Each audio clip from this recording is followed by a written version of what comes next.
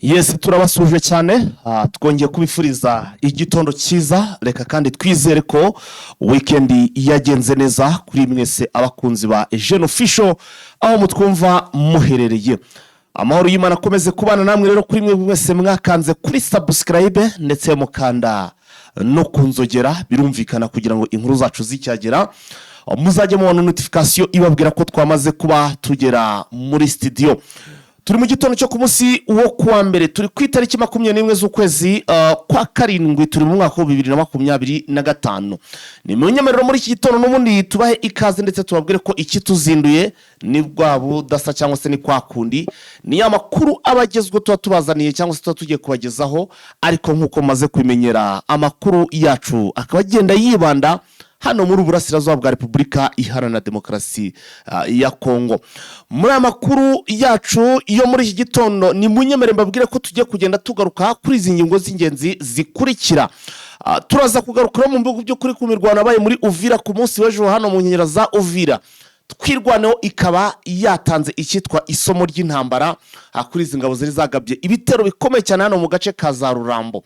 Iyi mirwano byagenze bite byose tugiye kugenda tubivavira imuzi ni muzingo.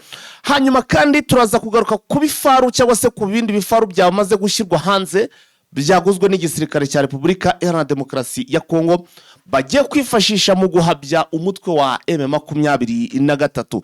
Ni byinshi cyane turaza kugenda tugarukaho, turaza kugaruka idoha turebe ngo bimeze bite. Muri aya makuru yacu mu by'ukuri ni menshi, tugiye kuvuga ingingo z'ingenzi byatwara umwanya muremure. Reka ahubwo ngusabe mu by'ukuri kugira ngo udutize umwanya utarenze iminota 50, hanyuma tukubwire amakuru agezweho cyangwa se tubikuvire imuzi ni muzingo. Ku rundi ruhande ariko birashoboka kuba udukurikira cyangwa se ukabukura n'ibiganiro byacu cyangwa se ukari nabwo bwa mbere ugeze kuri muyoboro ariko ukabutarakanda kuri subscribe. Kanda kuri subscribe ukari no kunzogera kugira ngo nawe uzajye ubona amakuru mu bimbere. Kuri mwe mwabikoze ro murabizi already cyangwa se igihe cyose murambasaba guhita mukora like ndetse mukanasharinga inkuru kugira ngo dukomeze kugenda twagura umuyoboro. Hanyuma ku rundi ruhande ariko mbibutse ko nk'izi headline ntagomba nzisuvuza zigarutso zose, ariko abantu mwafollowinze Facebook page yacu ya eugeneofficialnews.com mwe bamwamaze kubibona hakiri kare ko byahageze n'andi mafoto yose tutakoresheje muri iki kiganiro abatemewe twamaze kubihageza. Mama rero mugenda mubikurikira gatanu kuri kagenzi kako. Rero nawe niba mu by'ukuri uramuka cyangwa se ushaka kuzajya ubigendana n'ibigezweho gutyo updating nk'izi ngizi inshamake zikakugeraho cyangwa se icyo twita ingingo z'ingenzi zikakugeraho mu bimbere, urasabwa iki? Urasabwa guhita nawe ufollowinga Facebook page yacu ya eugeneofficialnews.com nkuko byanditse hano kuri screen, hanyuma none mu by'ukuri nawe amakuru azajya akugeraho mu bimbere. Reka manzira mbere ko ntangira ikiganiro nsuze mugenzi wacu cyangwa se umuvandimwe wacu yitwa Havugimana Celestin ari muri Leta Zunze Ubumwe za Amerika. Rwose abadukurikiye amasaha yose reka rero mutere yambo rwose ari hariya muri Leta Zunze Ubumwe za Amerika, ndetse n'umwe abantu bajya bagira rwose uruhare muri biganiro byacu kugira ngo bigerweho cyangwa se tubibagezeho gatanu kuri kagenzi kako. Ndamusuje cyane rero, hanyuma ndetse rwose nizere kandi ko weekend yagenze neza kuri we. Reka amakuru yacu ku murongo wa telefone no duhite twakira Vincent, duhite dushyiraho Vincent kugira ngo tumanukane muri iki kiganiro cyacu, duhite tumanukana rwose muri iki kiganiro cyacu kugira ngo twinjirane rwose muri zi update ndetse duhite tunazira hehe. Duhere hano muri Sud Kivu. Ndagira ngo duhere muri Sud Kivu muri iyi mirwano yaciye ibintu ejo yari yaciye ibintu, ndetse ikaba ari n'imirwano M23 ndetse na twirwaneho batanzemo isomo ry'intambara kuri izi ngabo zirwana ku butegetsi bw'Kinshasa. Aya makuru ntabwo nayinjiramo ngenyine, reka banze shyiraho umuvandimwe wacu cyangwa se mugenzi wacu Vincent. Waramutse neza Vincent? Waramutse neza bwana Fighter. Urakomeye? Ndakomeye, igitondo kimeze neza. Okay, weekend kandi ubwo rira ko yanagenze neza. Kandi yagenze neza rwose, nta ngorane kabisa, ibintu ni neza cyane. Ndagira ngo tuhere mu makuru yacu muri iki gitondo, tuyahere hano muri Uvira icyitwa twirwaneho ndetse na bakunda kwitazira ngo n'amadubu icyitwa Madubu ndetse na Sarambwe n'intare za Sarambwe ejo ngo bongeye gutanga icyitwa isomo ry'intambara cyangwa se icyitwa isomo ry'urugamba hano muri aka gace ka za Rurambo. Vincent, ndagira ngo iyi nkuru ariyo duheraho mbere ko tujya no mu bindi byinshi bigiye bitandukanye twabashe gutegurira abakunze Jeune Official. Nibyo urabizi ko guhera ku munsi wa kane habaye ibitero bikomeye hagati y'ingabo za FARDC abarundi ndetse na Wazalendo n'umutwe wa FDLR. Yego. Bagabaga kuri twirwaneho nyine mu bice bitandukanye bya Rurambo. Ariko ibitero umutwe wa twirwaneho wabashije kubirwanya mu buryo bukomeye. Ingabo z'abarundi zakuye imishwaro zigahunga na n'ubu ngubu ziracyihishashe ariko zimwe ngo zagiye ziyahura no mu ruzi kubera ko zabonaga nta buryo bwo kugira ngo zitoroke ibyo bitero bagahitamo kwiyahura mu ruzi. Hakaba harimo n'abagiye bapfa nk'uko amakuru dukesha abagenzi bacu bariyo babitubwira. Muri make nta cyizere cyo kubaho cyari kiriho.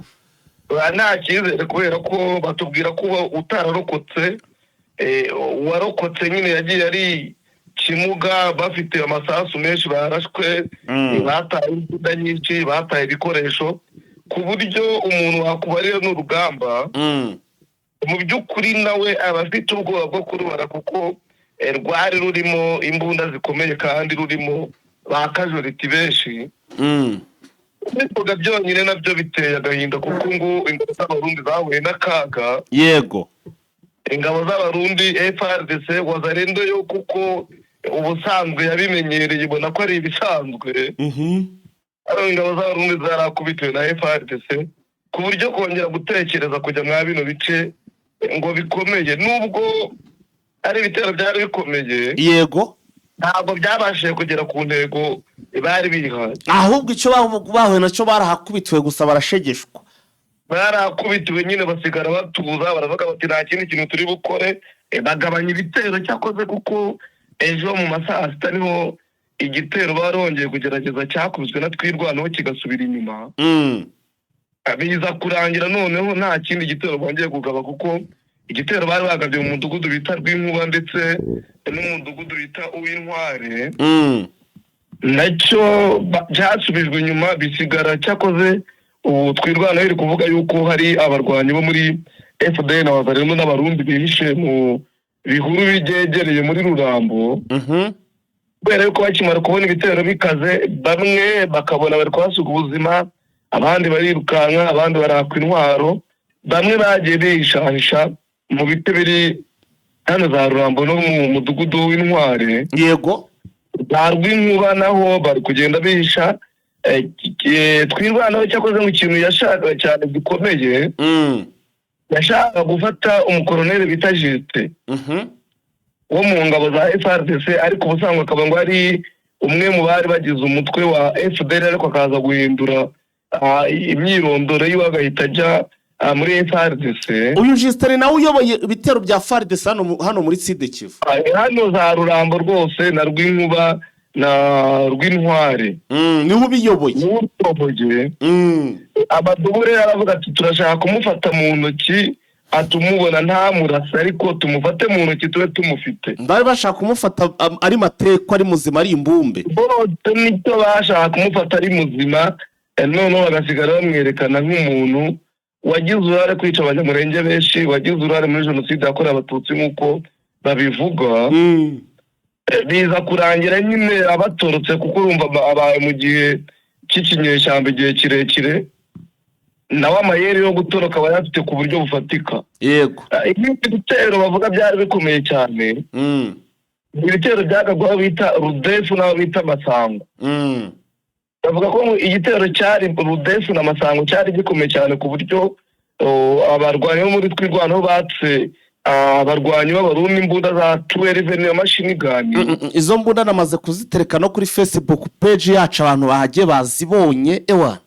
N'imbunda za karabutaka. Babatu imbunda zikomeye nshyashya bari bamaze iminsi bazanye. Noneho rero ubu ngubu abarundi baravuga bati niba dutangiye kwakwa n'imbunda nshyashya twari dufite. Kandi itumanaho ryacu rikaba ryinjiriwe ku buryo ibyo dupanga byose babimenya. tubara gukirira aha rero icyo dukora ni uko dukinjura wa mugani wabo mu ijambo bakoresha ry'ikirundi gukinjura nyine ni uguhunga ni ugufunyamo. Twirukanke kuko ibyabaye Masisi, ibyabaye za Rutshuru ndetse n'ahandi turabona birongera kutubaho hano nituba tutabaye maso. Bakuramwe kabo karenge rero cyakoze bacyura na bamwe mu bakomeretse bakeya nk'uko amakuru dukura muri Twirwana bivuga. Abantu nyine Twirwana hira basigarana nk'uko umuntu wo muri Twirwana utashatse ko amazina yiwe avugwa mu itangazamakuru yadutangarije. Nabazana ariko ko Twirwana ubundi uko bavuga yuko ari umutwe w'inyeshyamba, mwebwe mwibona mute? Yego, niba mu Rwanda n'aba ngaba barwana kuri leta ko bafite uburenganzira bwo kurwana kubera yuko babafata nk'umutwe w'inyeshyamba, mwebwe mwibona mute? Yashubije ati twebwe Twirwana ntabwo turi inyeshyamba, kubera ko n'igisirikare cyavutse kigamije kugira ngo kirengere abaturage b'Abanyamulenge bari barimo bitwa guhera za 2017. Yaba Mayimayi, yaba Furero, none hiyongeyemo FDL na Wazalendo. Ingabo za leta noneho ziza kubafasha kutugirira nabi. Abaturage b'Abanyamulenge babonye nta bundi buryo bwo kwirwanaho, bashinga umutwe bawita Twirwaneho. Ati ntabwo ari inyeshyamba kuko ni abaturage batuye hano za Minembwe, ni abaturage batuye za Hitobwe, ni abaturage batuye Rurambo, ni abaturage batuye Rudefu, ni abaturage batuye hano za Masango, ni abaturage batuye hano za Rwinkwavu, ni abaturage batuye mu bice byose bikikije ino misozi miremire ya Uvira. Ati rero ntabwo twe turi inyeshyamba nk'uko ubutegetsi bwa Kinshasa bubivuga mu buryo bwo kugira ngo budusebye kandi butwerekane nk'abantu babi bagamije ikibi. Ati twebwe guhera 2017 twarwanaga ku baturage, ku banyantege nke, ku bakecuru, ku bana barimo hano bibasirwaga n'iyi mitwe yitwaje intwaro ahubwo ya Mayimayi. None hiyongeramo Wazalendo ishyigikiwe na leta, yongeramo umutwe wa genocideri wa FDLR, none na FARDC iza kuza izanye n'ingabo z'Abarundi nabo baza mu by'ukuri kudukorera icyo bakita genocide nk'uko uwo twavuganaga mu Twirwana yabitubwira. Yego, yavuga ati bateguye ikintu gisa na genocide kumaraho ubwoko bw'Abatutsi bwo mu Banyamulenge. Tubona rero tutirwanya twazasigara dushize twese, kuko bahereye kurya inka zacu, inka bazirangije batangira kudukura mu byacu, ibyo ngibyo ntibashirwa. Noneho batangira no kutugabaho ibitero bikomeye ku buryo bagira ngo batumareho. Nicyo rero yantangarije, ariko ubutegetsi bwa Kinshasa bwo bukavuga bati aba ni umutwe witwaje intwaro, ni umutwe w'inyeshyamba, ntabwo dukwiye kubihanganira. Babagaba ibitero bakabereka yuko nabo ari abantu bo kwirwanaho, ko izina ryabo nyine ari ryo ribaranga amanywa n'ijoro, akaba ariyo mpamvu bavuga ati tuzirwanaho amanywa n'ijoro kugera ku mwanyuma. Vise, ibitero byabaye ku munsi w'ejo nabonye M23 hari imbunda zigezweho nabonye rwose yambuye aba bagabo, n'imbunda mbona harimo iza machine gun, zose simbona ari machine gun. Ni shyashya, ni machine gun, harimo n'iza 12 ziracyafite n'amavuta rwose, ziracyagresse ntago ubanza zitazana karashe. Niko bari bazijyanye ku rugamba bwa mbere. Urabizi yuko rega ejo Lawrence Kanyuka yari yabitangaje ku rubuga rwa Twitter rwiwe, avuga yuko bakoze deployment y'ingabo nyinshi ndetse n'intwaro nyinshi. Zimwe mu ntwaro rero yavugaga n'izo ngizo zigaragara ku maplatform yacu twagaragaje zanafashwe. Vise, hanyuma wenda indi nkuru igendanye n'iyi mirwano iri kubera ahangaha n'ubundi Kinshasa, amakuru agezweho cyangwa se amakuru ari kuvugwa nuko ngo hari ibifaru bigera hafi ku bifaru 8 byose bongeye kugura ngo by'umutamenwa byubakitse bikomeye cyane. Ibi nabyo ngo bije guhasha umutwe wa M23. Ibifaru nabyo reka mpite mbishira kuri hano kuri Facebook page abantu babibone kugira ngo ibintu bigende neza. Ibi bifaru bivuga iki? Ibifaru byavuzwe na FARDC bizanwa na Minisitiri w'Ingabo. Yego, minisitiri w'ingabo niwe wabitanze. Ni ibifaru byinshi cyane, uvuze 7 wowe 7 n'ibiri mwa bino bice by'uburasirazuba. narivuze 8.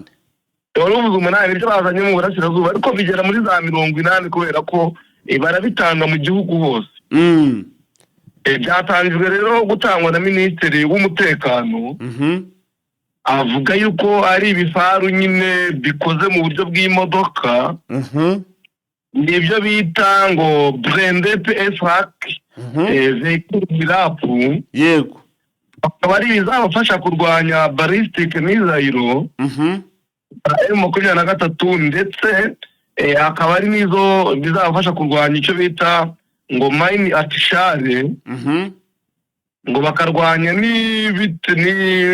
n'ibitso cyangwa ambuscade ya M23 yabatega ariko hose.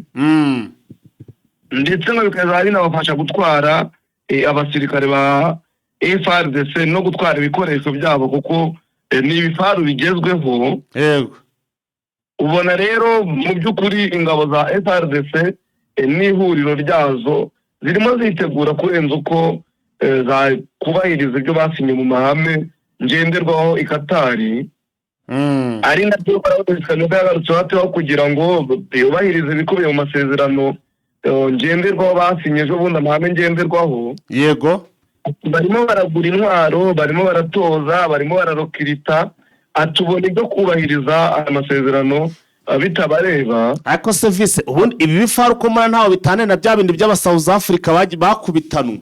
Bisimeze nka bimwe bacuraga ejo bundi. Ibi byo ni bishasha, ariko ko ari bishasha ni kimwe no kuba babikoresha icyo bikwiye gukora ni ikindi. Kubera yuko ntabwo bakubitwereka kubera ko badafite ibikoresho. Ahubwo ibi nabyo babizaniye babizaniye amatubu na sarambwe. Ibi nje navuga ko babizaniye sarambwe da n'amadubu, kuko iyo ruhinanye barabijugunya bakirukanka bigasigara mu maboko ya sarambwe.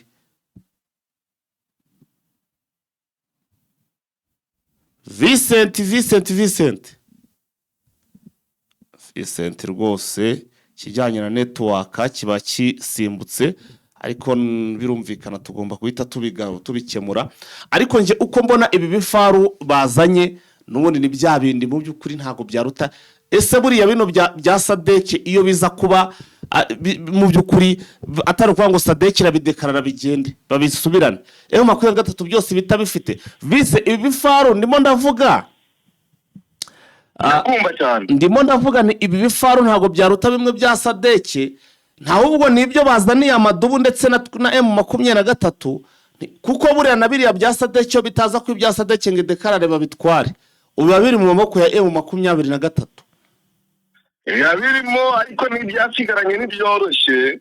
Ngo yasigaranye rwose, ngo asigaranye ibikoresho utabara pe, kuko bimwe mu ibyo bikoresho nibyo iri kubahondesha mu bice bitandukanye. N'ubundi rero n'ibingibi biraza gusigarana bimwe muri byo. Abegereye inama urumva bazanye y'8 byonyine. Bimwe muri byo rwose iraza kubisigarana. Reka rero iyo nkuru nayo tuyiveho. Mu by'ukuri turaza kureba ibifaru niba hari icyo bizabafasha, gusa ariko urebye umusaruro bishobora gutanga wo ni muke cyane. Hanyuma Kanyuka rero hari byongeye gutangaza kuri Patrick Meya bwana Vincent, ndagira ngo nabyo tubigaruko muri iki gitondo, ariko bigendanye n'umuri na ya masezerano akomeje kutavugwaho rumwe ku ruhande rwa guverinema ya Kongo ndetse na guverinema ya M23, guverinema ya Kinshasa ndetse na guverinema ya Goma. Ntabwo akomeje kubivugwaho kimwe bwana Vincent. Ibyo basinye mu mahame ngenderwaho hategura amasezerano y'ubwumvikane hagati ya guverinoma ya Kinshasa nyine na guverinoma ya M23 ikorera i Goma.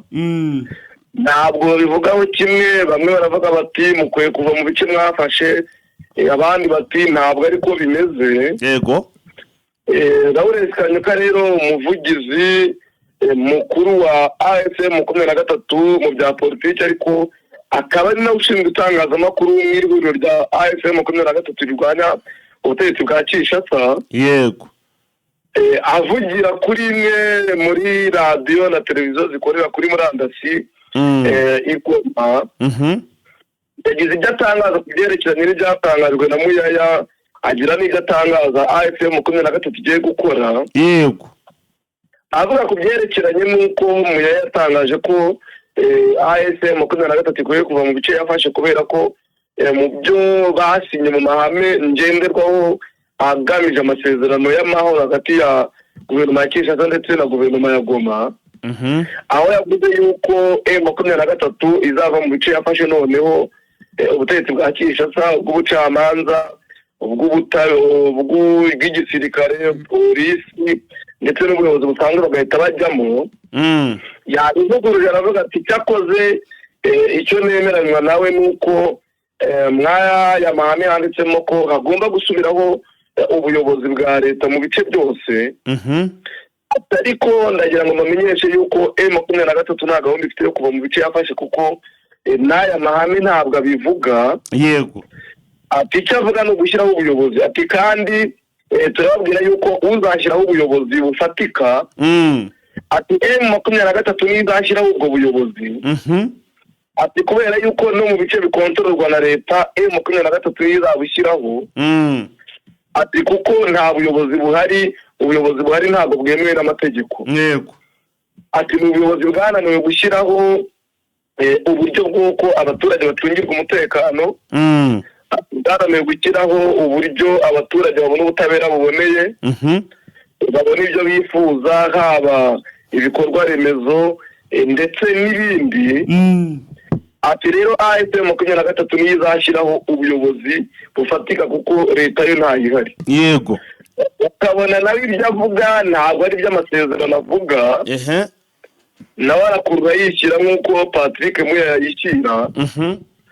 Mu by'ukuri kimaze kugaragara nuko uruhande rwa guverinoma ya Kinshasa ndetse n'uruhande rwa AFM 23 ibyo basezeranye mwaya mahame bigaragara yuko bose batabyumva kimwe.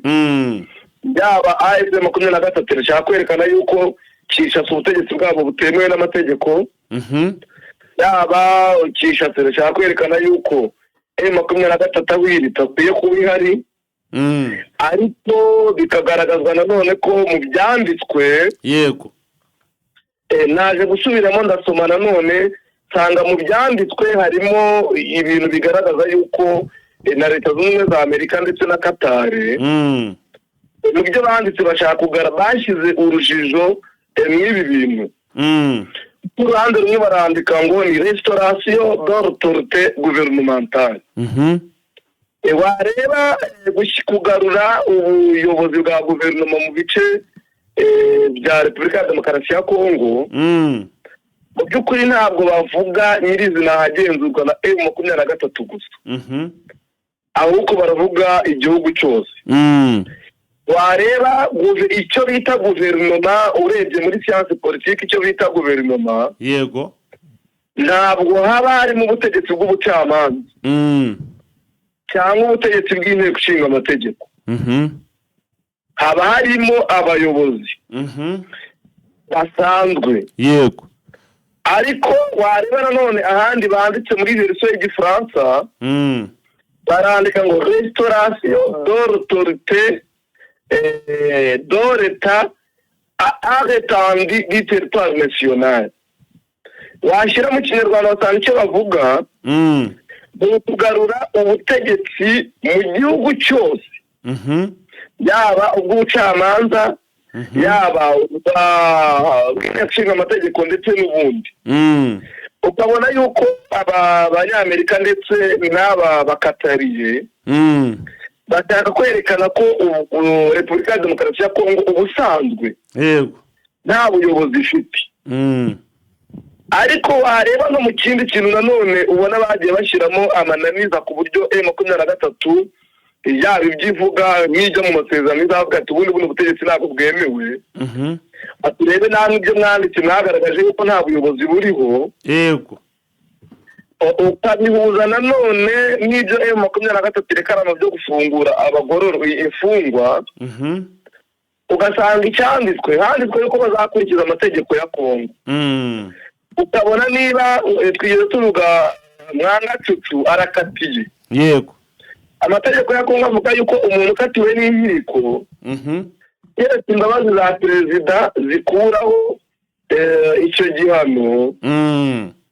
Ikindi cyakuraho icyo gihano ni inteko ishinga amategeko itanze imbabazi rusange.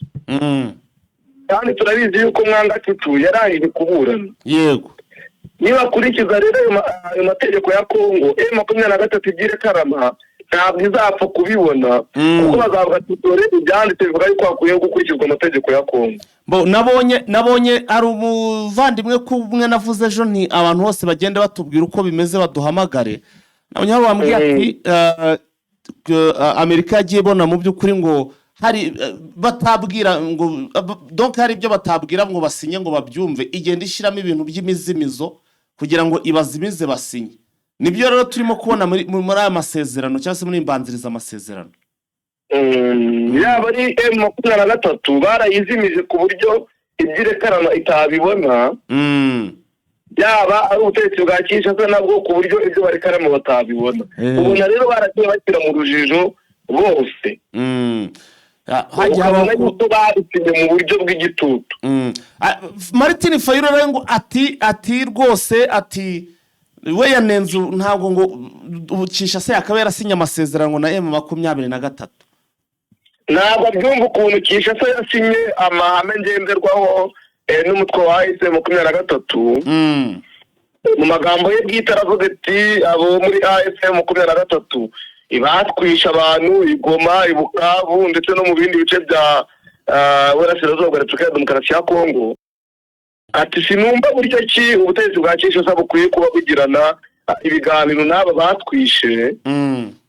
Ati bakatwicira abaturage, ati bakadusahurira igihugu, ati bagakorana n'ingabo z'amahanga kutugirira nabi nk'uko abivuga mu magambo ye. Ati ngewe mbona icyakwiye kuba kibaho ari ibiganiro bihuza abanyekongo nk'uko byatangijwe na Senko na ACC. Atariko perezida Tshisekedi ntabwo yemera yuko umushinga watangijwe n'abanyamadini washyirwa mu bikorwa kuko avuga ko afitanye ibibazo n'abanyamadini. Yego atariko ngewe yarabimbwiye nanga kubyumva mwereka ko ibyo avuga nta bimenyetso afite bifatika bigaragaza yuko hari ibibazo afitanye na Senko. Atakwiye kwemera rero hakabaho kuganira kw'abanyekongo bose hatabaye kujya kuganira n'abaye mu gihugu nk'uko yabivuze. Ukaba ubona ko hakiri ibibazo rero mu myumvire y'abanyepolitiki batandukanye. Yaba abari ku butegetsi ndetse n'abataburi bo babwifuza. Nguko ngayo rero. Hanyuma se ngo ariko ngo hari undi muyobozi mushya mukuru wafunzwe mu by'ukuri yazize iki? Ntabwo yafunzwe ahubwo arakekwa kuba yaba ari mu bagize uruhare mu gutegurira kudeta yapfubye. Nyuma y'itabwa muri yombi nyine ryaba ari abasirikare bakuru. Urabizi yuko hari abasirikare bakuru bataye muri yombi na General Chiwewe yari yataye muri yombi ariko akaza kurekurwa. Biravuga yuko umwe mu bayobozi bakuru muri Repubulika ya Demokarasi ya Kongo ukekwaho kugira uruhare nawe mwibi byo gutegura kudeta no kwicara Tshisekedi ari Vitali Kamere usanzwe ahagarariye inteko ishinga amategeko. Yego ngo bikaba byaravuzwe na General Chiwewe ubwo yabazwaga. Akaba yaravuze ko rero ngo kubera umutimanama we nk'umukozi w'Imana wataha kuvuga ukuri kose, aho yemeje ko perezida w'inteko amategeko Vitali Kamere azi neza ngo iby'umugambi wacuzweho kwivugana umukuru w'igihugu. Ariko kugera iyi saha Vitali Kamere ntabwo aratabwa muri yombi cyangwa ngo akurweho ubudahangarwa atangire kubibazwaho. Hari nyine n'abandi basirikare benshi bafunze bagenda bavuga ngo hari abandi bayobozi bakuru n'ubundi babifitemo uruhare.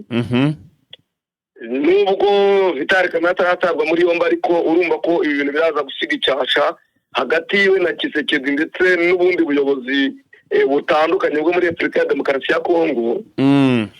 Ariko ibi bije binakurikira n'ubundi byatangajwe na Leta Zunze Ubumwe za Amerika. Aho byabwiye ubutasi bwa Leta Zunze Ubumwe za Amerika bwanze ubutegetsi bwa Kinshasa yuko hari abayobozi bakuru ndetse n'abasirikare bashaka kugira uruhare mu kumuhirika no kumugirira nabi. yego ngo bakaba baranamugaragarije bamwe mu basirikare bakuru bagize uruhare mu ifatwa ry'umujyi wa Goma ndetse n'umujyi wa Bukavu. ngo kubera yuko baba barakoranye bya hafi n'umutwe wa M23, imbunda zari zihari ndetse n'uburyo bw'ikoranabuhanga bakabasha kubumenyesha M23 ubwo bakoresha kugira ngo babashe kubwinjirira. ndetse ngo n'intwaro bakabasha kwima bamwe mu barwanyi bari biteguye kugira ngo babe M23 ifunguzo z'ahabikwaga intwaro. ibyo byose rero bikaba byaje kugaragazwa biza gushyigikira ibyari byavuzwe na Tshisekedi yuko bamwe mu basirikare bakuru bagambanye. rero bakaba baje kuvuga yuko ngo bamwe mu basirikare ubundi ari bo Tshisekedi ari kugenda ata muri yombi. hanyuma vise andi makuru ubu hari kwibazwa icyo MONUSCO izakora cyangwa se ibyo izamara hano muri Kongo mu bigendanye nyine n'aya masezerano imbanziriza amasezerano cyangwa se amasezerano agiye gusinywa hano i Doha. Abantu bose bari kwibaza ese MONUSCO izakoramo iki, bizaba bimeze bite? Nk'umusesenguzi MONUSCO urabona ari ikizaba irimo irakora hano mu by'ukuri muri Repubulika ya Demokarasi ya Kongo? Abantu bose barimo barabyibaza kubera yuko mu ngingo zigize aya mahame yasinywe harimo ibyerekeranye n'icyo MONUSCO izamara. urebye ku ngingo ya 6 yego baragira bati MONUSCO et mécanismes régionaux. Les parties s'engagent par principe à protéger les populations civiles et à faciliter la mise en œuvre du cessez-le-feu avec le soutien de la MONUSCO et des mécanismes régionaux locaux échéants pour un mécanisme de vérification convenu. Tugerekeje mu Kinyarwanda baravuga ngo impande zombi zemeranyijwe ku ihame ry'uko hakwiye kurindwa abaturage b'abasivili ndetse no kubafasha guhagarika intambara ku buryo buhoraho. ubwo bifashijwemo na MONUSCO ndetse n'uburyo bw'akarere n'ingamba z'akarere zashyizweho mu gihe gishoboka kandi n'uburyo bwashyizweho bwo kugira ngo bigenzurwe. wareba ibi bintu ukibaza ngo MONUSCO ubundi izaba ifite uruhare ki mw'ibi bintu byerekeranye no gushyira mu bikorwa aya mahame ngenderwaho yasinywe hagati ya M23 ndetse na guverinoma ya Kinshasa. wareba mu byabaye mw'aya masezerano mw'aya mahame kuyasinya ukabona ko MONUSCO izaza kugira ngo ibe nk'ireberera ishyirwa mu bikorwa ry'aya mahame. ukabona yuko yaba M23 yarabisinye yaba ubutegetsi bwa Kinshasa bwarabisinye yuko bizunganirwa n'urwego mpuzamahanga harimo nyine na MONUSCO nk'uko bivugwa. ariko wanabigenzura nanone ugasanga perezida Donald Trump wa Leta Zunze Ubumwe za Amerika umujyanama wiwe ushinzwe ibibazo bya Afurika Mossad Boulos yongeye gutimangira uruhare rukomeye rw'umuryango mpuzamahanga ariko akavuga by'umwihariko MONUSCO. ariko wareba ko ubutumwa bwa MONUSCO bugaragara mu bikorwa byagiye birwanya M23 mu bihe bitandukanye. M23 ifatikanyije na leta ya Kinshasa ukabona bizagorana kugira ngo M23 yemere gukorana na MONUSCO. ukibaza ati rero gushyigikira amasezerano kurengera abasivile korohereza kwishyirwa mu bikorwa byo guhagarika imirwano no kugira uruhare mu kugenzura ko bishyirwa mu bikorwa bizagorana. wareba neza uburyo M23 ifata MONUSCO ubundi ndabona icyo mbona nuko Leta Zunze Ubumwe za Amerika biriya byose bakoze banashaka kugira ngo izi ngabo zabo bazishakire inzira zigumeyo, nta kindi mbona ubwo bari bashaka, kandi urabona ko banakigezeho kuko abagabo izi mpande zombi zarabisinye. ukabona ni ikibazo gikomeye, ariko hari urundi ruhande ukabona AFM 23 irabwira MONUSCO ati nimwishyura amafaranga menshi mwakoresheje y'amashanyarazi nayo mukoresha. Ukubaza ati ete MONUSCO izabyemera, kandi ariyo ubona ariyo nkuru imeze nk'ihagarariye UN mwa kino gice, ari ishagwa amabwiriza AFM 23 negahindukira ikaba ishingano. Ukabona ibintu kudakirwa mu bikorwa bizagorana. Wanareba nanone ugasanga ari ikintu ryashyizeho ryo guhuza AFM 23 na MONUSCO kugira ngo babashe kumvikana. Ukabona hari ukwivuguruza gukomeye w'inshingano MONUSCO, kandi uzi ko hari ibibazo biri hagati ya MONUSCO na AFC. Ukababwira ngo nimugende muhagarare hagati yabo na FARDC, kandi uzi ko rimwe na rimwe ubutumwa bufasha FARDC kurwanya AFM 23, ukabona uruhare rwabo kugera isa ntabwo rurasobanuka, kuko n'ababivuze nabo ntabwo babisobanuye mu buryo bufatika ngo berekane n'amakimbirane yari ariho uburyo azakemurwa, kugira ngo iyi AFM 23 ibashe kwemera ububasha n'ubushobozi bwa MONUSCO. Vise reka tukurekure kugira ngo twakirane amacacari n'iminota yagiye. Amakuru yo birumvikana ni menshi cyane, ariko reka duhe umwanya na macacari, ubwo ibindi turaza kubigaruka muri update cyangwa se muri amasaha yacu ya nyuma saa sita muri update time. Ariko hari indi nkuru tutataruka yari yatangajwe na Leta Zunze Ubumwe za Amerika. Ngaho yicemo wihuse nk'umuntu utumwe. Leta Zunze Ubumwe za Amerika zabwiye abanyamerika bari muri Repubulika ya Demokarasi ya Kongo ko badakwiye kujya guteranira ahantu hari abantu benshi, kuko Leta Zunze Ubumwe za Amerika zavugaga yuko zikoresheje ambasade yabo i Kinshasa, yego, ko zifite amakuru yerekeranye n'ibikorwa by'ibitero by'iterabwoba bishobora kuza kuba ku nsengero. Yego, ariko twavuga yuko abanyekongo baje kugira amahirwe ko uyu munsi wo ku cyumweru ejo wije nyine ibitero byavuzwe bigomba kuba byabaho by'iterabwoba bitewe n'amakuru ubutasi bari bafite bitabaje. Ndashana bashaka ko umunsi wahindutse, ariko ibitero by'ubwo by'iterabwoba biri gutegurwa. Byateye abaturage ubwo bavuga ati Leta Zunze Ubumwe za Amerika ko ziburiye abaturage babo ko badakwiye kujya ahantu hateranira abantu benshi, ko hashobora kuba ibitero by'iterabwoba biraza kugenda gute.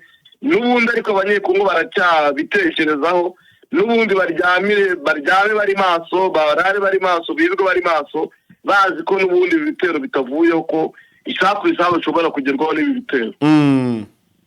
Numva nagushimira Fighter. Yes, reka twakirana amacacari ubwo turasubira abandi masaha. Urakoze cyane. Yes, ngayo nguko rero mu by'ukuri ni Vincent, reka dufutafute ngo nugufutafuta. Reka dushakishe na macacari rwose, turebe nawe muri iki gitondo amakuru aramukanye yateguriye abakunzi ba Eugene Official. Waramutse neza macacari? Mwaramutse bwana Fighter. Urakomeye cyane aho muri ubwo burasirazuba bwa Repubulika ya Demokarasi ya Kongo. Ndakomeye kabisa, ndashima Imana, nta kibazo, urebye burakeye rero no gushima Nyagasani. Ni byiza cyane, ubwo tuguhaye ikaze. Weekend isa yagenze neza? Weekend yagenze neza kabisa, hangaha mu burasirazuba bwa Kongo kabisa, cyane reba mu mujyi wa Goma waranzwe ndetse n'inama za hato na hato zagiye zitegurwa, ariko kandi zagiye mu by'ukuri zirangira, cyangwa se navuga zasozwaga abantu bishimye cyane, ari ibirori ku rwego rwo hejuru. Macicari, reka rero utugezeho cyangwa se tugwe umwanya utugezeho update, ariko numva update zawe wazerana bitangwa ni muri Bashari Mukoto, hani muri Masisi, bimeze bite mu by'ukuri? Muri Bashari Mukoto nahangaha muri territoire ya Masisi, n'ubundi muri sheferi ya Bashari, imwe muri groupe manini cyane kurusha andi magroupe ari muri territoire ya Masisi. Buriya ifite hafi amanota ageze kuri 17, urumva mu gihe cyo iyo bita Bashari Kayembe zose ziri muri sheferi imwe ya Bashari ifite lokalite 7 gusa. Urumva ko mu by'ukuri ari nini cyane, ntabwo ushobora kuyizunguruka n'umunsi wose ngo uzayirangize, ni nini cyane. Birumvikana ko imirwano n'ubundi ho iharamukiye, ni ahantu mu by'ukuri niba nahita mu Kitumva Ingoma, niba nahita ngwiki, bitewe n'imiterere yaho. Imirwano iramukiye muri lokalite ya Karungu. Iyi lokalite ya Karungu ni lokalite ifite uduce tumwe na tumwe tuzwi turimo nka za Kinyana, ariko kandi ikaba ifite ndetse n'imisozi miremire. Hakurya y'iyi lokalite ya Karungu hamaze iminsi habera imirwano, ndetse no mu minsi yashize hakurya yaho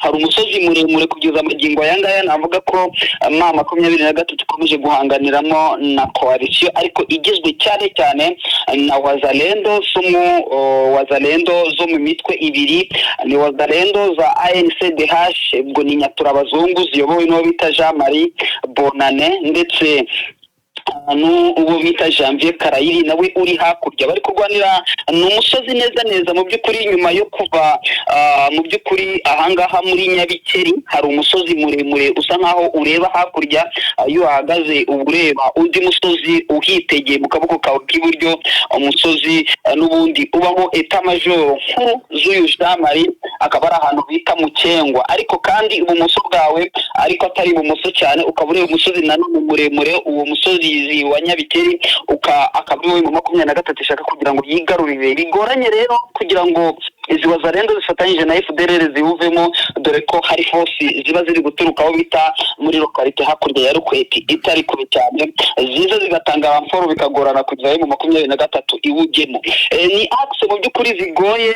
Mu 23 ikaba ishaka kuzitraversa kugira ngo irebe niba ishobora kugera hakurya muri Oso Banyungu, bikagorana cyane. Rero amakuru atugera aratubwira ko muri iki gitondo cya kare havuye cyangwa se hakomeje kumvikana ibiturika ahangaha, yaba muri lokalite ya Karungu irimo agace ko bita Kinyana, ndetse n'ahangaha muri lokalite ya lokalite ya Kweti, akaba ari herereyemo uyu musozi wo bita Nyabikeri. Akaba ariho rero ukomeje kumvikanaho urusasu, bikaba bivuga ko 23 igihe yaba mu by'ukuri iwigaruriye, byakoroha cyane kwerekeza Rukweti. Naho hari kije cyangwa se quartier general za APCRS ziyobowe na Janvier Karayiri, bikaba byaborohera ndetse no gukomeza berekera aho bita Mutongo, ndetse bakomeza bahura n'abari Nyabyondo. Nibyo rero biramukiye ahangaha muri Bashari Mokoto Bwana Faita, ahangaha kuri uyu musozi muremure. Gusa bikaba bigoranye guhita nemeza yuko M23 ishobora kwigarura uyu musozi.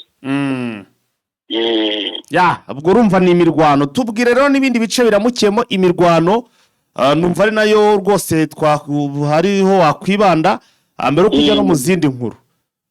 Yes, ahandi hari kumvikana cyangwa se n'ubundi haramutse uruntu n'ubundi mu by'ukuri ni muri axe, ni muri Kivu y'Amajyepfo.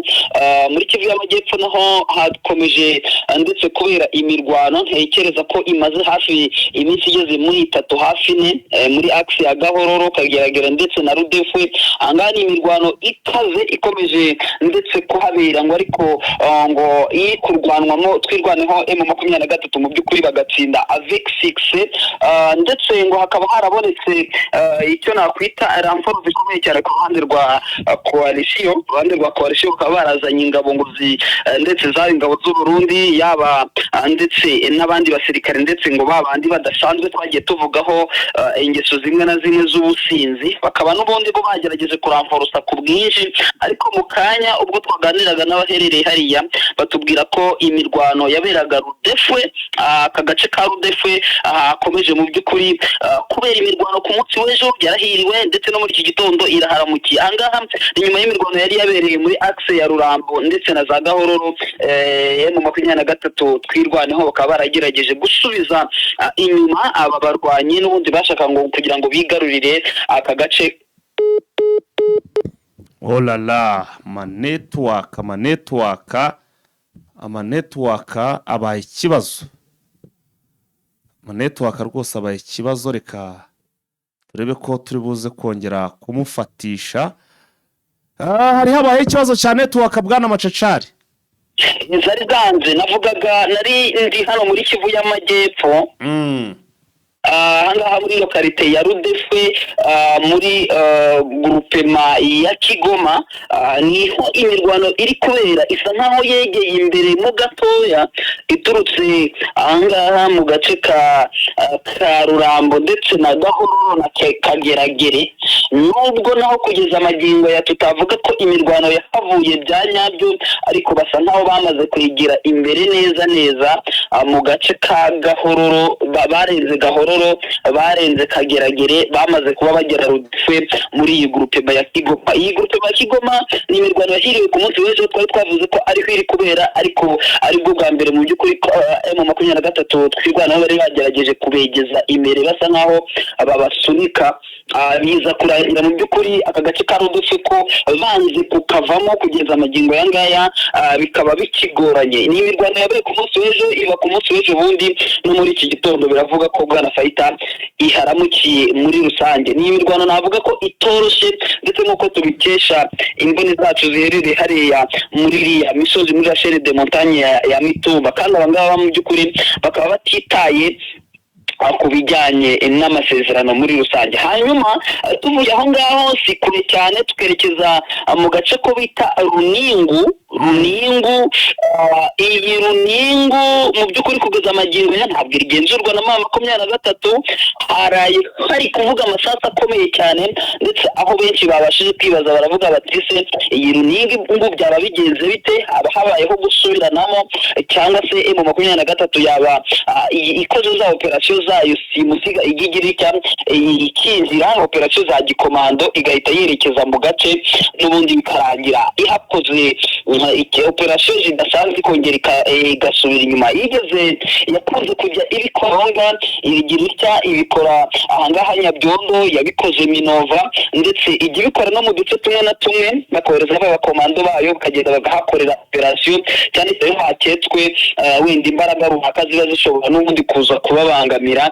Runingu rero kugeza ubu ngubu twije muri studio muri iki gitondo ntituramenya ese amasasu yavugaga ari kuraswa n'abande byagenze bite.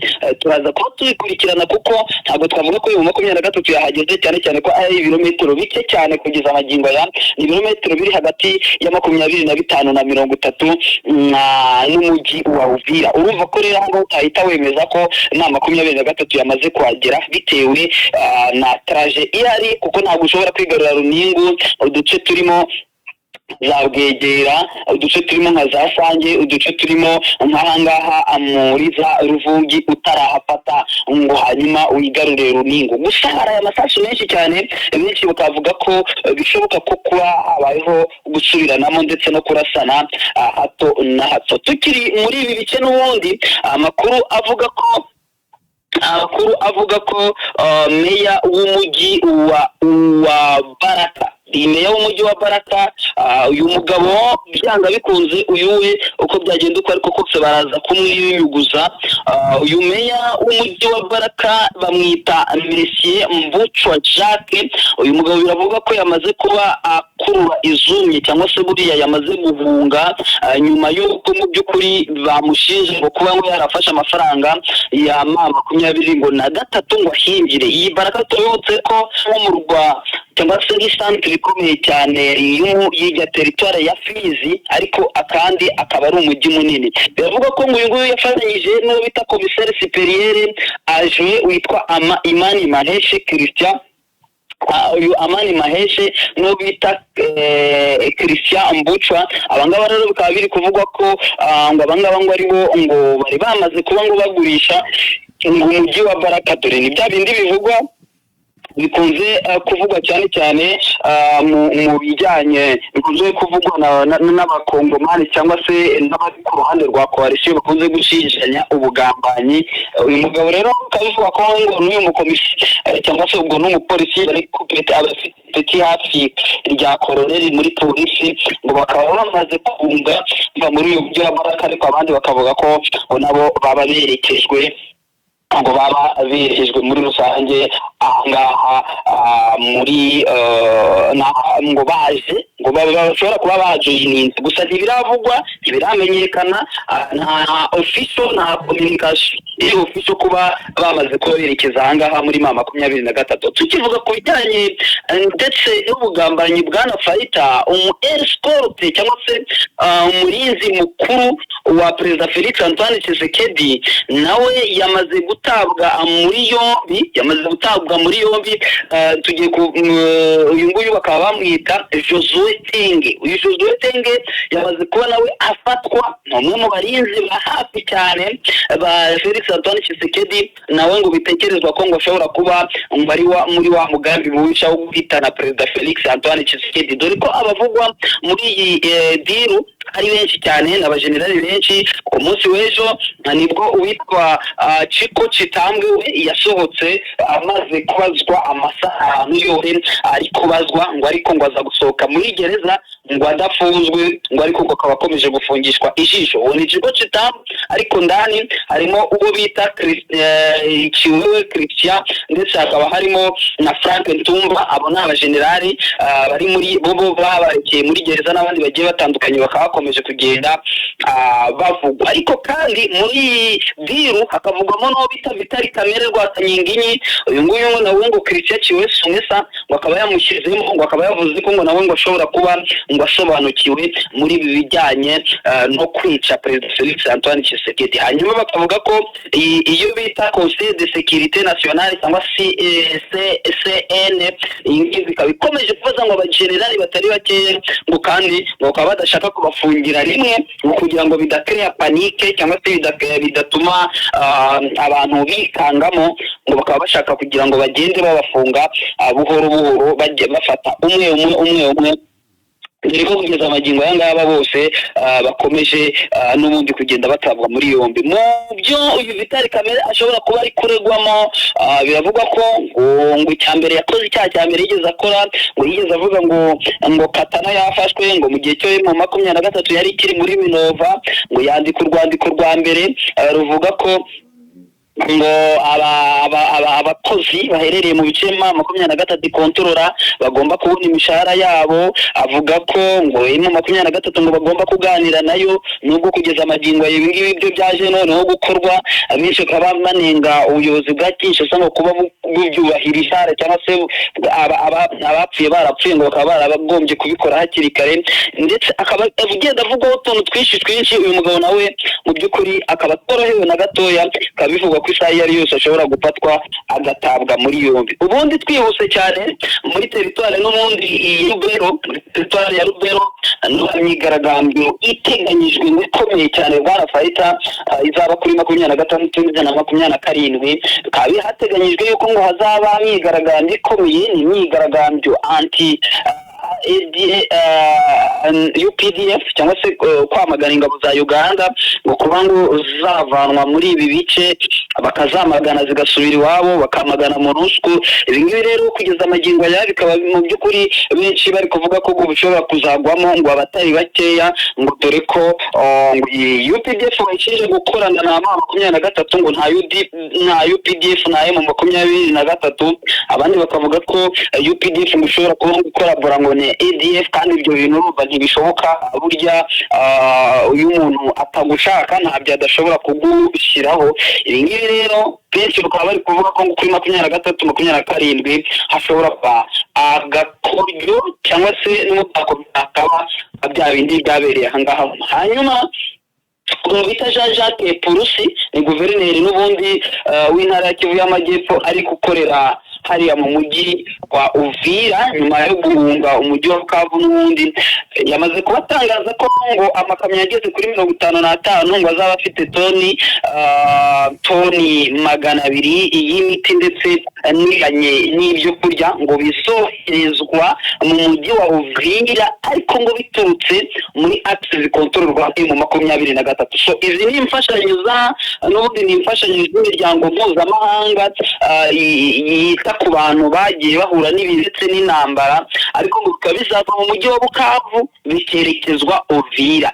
Iri jambo rero kumva ko bizava muri Axis zikontororwa na 23 bikerekezwa muri Axis zikontororwa na leta, ngo byatangiye gushyira igitutu gikomeye cyane kuri uyu Jean-Jacques Purusi, bavuga ko ngo uyu mugabo ngo agiye kugambanira Uvira ngo izo modoka zishobora kuzamanukana mu ibyo kurya bivuye mu gace kagenzurwa n'umwanzi, ariko nawe ukumva ko koko bitangaje kumva access zikontororwa n'inyeshyamba arizo zigiye kuvamo imfashanyo zijya guhabwa abantu baherereye muri access zikontororwa na leta. Urumva ko nabyo biratangaje. Abariyo rero bakomeje ngo kwinubira iki gikorwa, baravuga bati byanga bikunze uyu Jean-Jacques Purusi wa mugabo we atugiye kutuzanira ati umwanzi, ati izi modoka zishobora kuzazamo ngo ibintu byinshi ngo bishobora kuduhitana.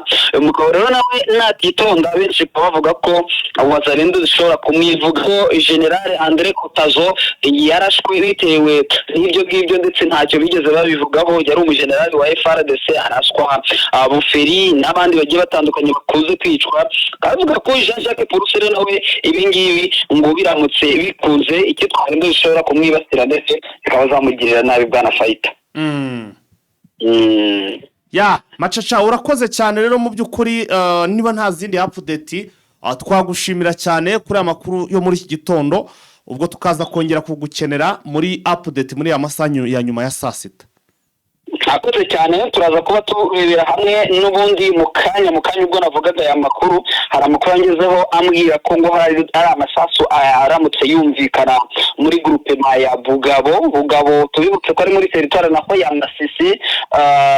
Biza bavuga ko ngo hari kumvikana amasasu ngo atari makeya, ngo bikaba bishoboka ko n'ubundi hongeye kubaho gutamirana hagati n'ubundi ya AFC mu 23 ndetse na Wazalendo zikorera muri biriya bice, kandi biriya bice buriya zikorera Wazalendo, FDLR ndetse n'imitwe myinshi y'abanyatura. Ariko kandi bikaba bivugwa ko ngo imirwano ishobora kuba iri kubera ahangaha muri Bugabo ngo itangiye mu kanya isa 11 ngo nibwo itangiye. Benshi ukaba bavuga ko ngo n'ubundi koje kubera mu gace ko hongeye gushya nanone. Turaza kuba tubikurikirana turebe uko bimeze, ese ibi byashobora birongeye, ese kubera iki hasinywa ayo ma declaration de principe cyangwa se ayo mahame ubundi imirwano igakomeza. Biragaragara yuko biri ku mpapuro, ariko wagera kuri tero ugasanga nta naho bihuriye, wagira ngo nta nubwo bazi ko ibyo bintu byabayeho bwana Faita. Ya reka ubwo turaza kubigaruka bwana Macacari. Wakoze cyane. Yes, bakunze Jeune Official rero mu by'ukuri nuko amakuru yacu yo muri iki gitondo twayabateguriye. Ubwo andi makuru rero ni mu kandi kanya mu yandi masaha ari imbere turi kubagezaho update. Kubari hanze rero ya Afrika, ivuriro Primo Health Infinity rirababwira ko rwose ryashizeho icyitwa discount kubakoresha imiti yabo, aho rero bakweho 10%. Abari hano mu Rwanda rero hano mu gihugu indane namwe ntago bigeze babarenza ingohe, kuko namwe bakweho 5%. Hanyuma rero bakakubwira bati roho nzima itura mu mubiri muzima. Turabakunda cyane.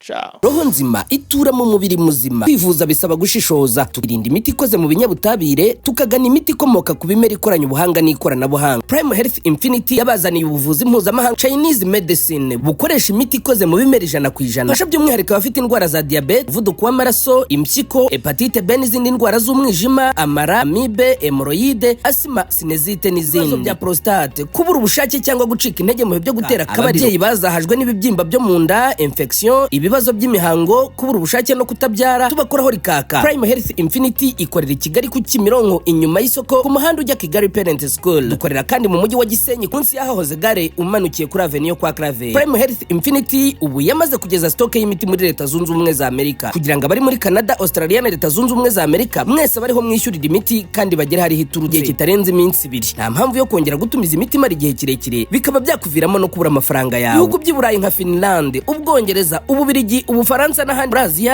ndetse n'ibindi bihugu bya Afrika dukoresha posta na DHL, namwe imiti kabageraho mu gihe kitarenze iminsi 5. Duhamagare cyangwa twandikire kuri WhatsApp 788 99 99 05 76.